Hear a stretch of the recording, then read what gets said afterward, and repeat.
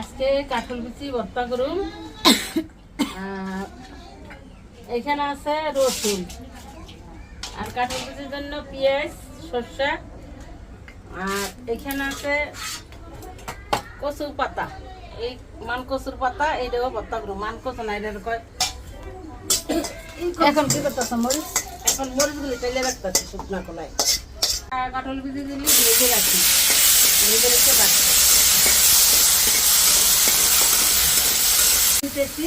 আর এদিকে মাছ কচুর পাতাটা দিয়ে বাটা করবো, সেটা আমি কেটে নিচ্ছি।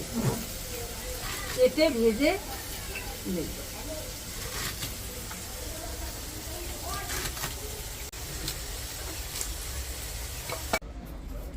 এখন কচু পাতা বাটার জন্য কালি জিরাটা তেলে রাখি।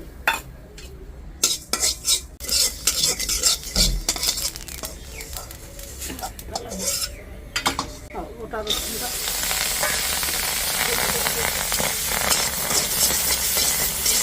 কচু পাতাটা তাইলে নিতাছি। কেউ দুধ কচু বলে, কেউ মাছ কচু বলে। অনেক দিন ধরে খাওয়ান আমার বাড়িতে।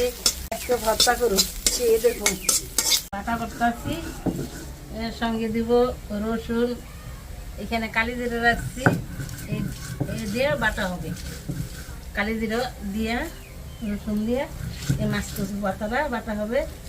এবং বর্ষার দিন, ঠান্ডা ঠান্ডা বৃষ্টি এই পরে ঝাঁকে ঝাঁকে বৃষ্টি আসে। কতদিন ধরে তো এক লাগারা বৃষ্টি হইতেছে, রাত্রের দিনে আর বন্ধ নাই, একটু থামে আবার আসে।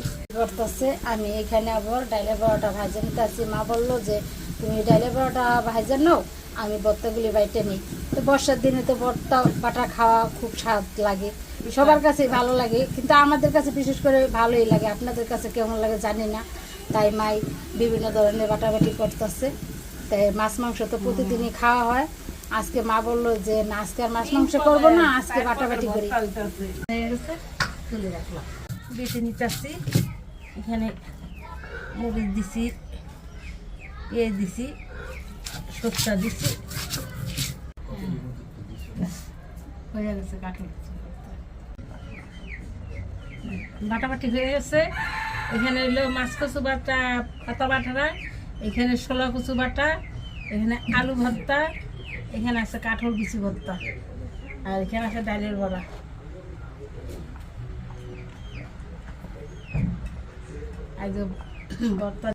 ভিডিওটা ভালো লাগলে লাইক করবেন, শেয়ার করবেন, আর চ্যানেলটিকে সাবস্ক্রাইব করে দেবেন।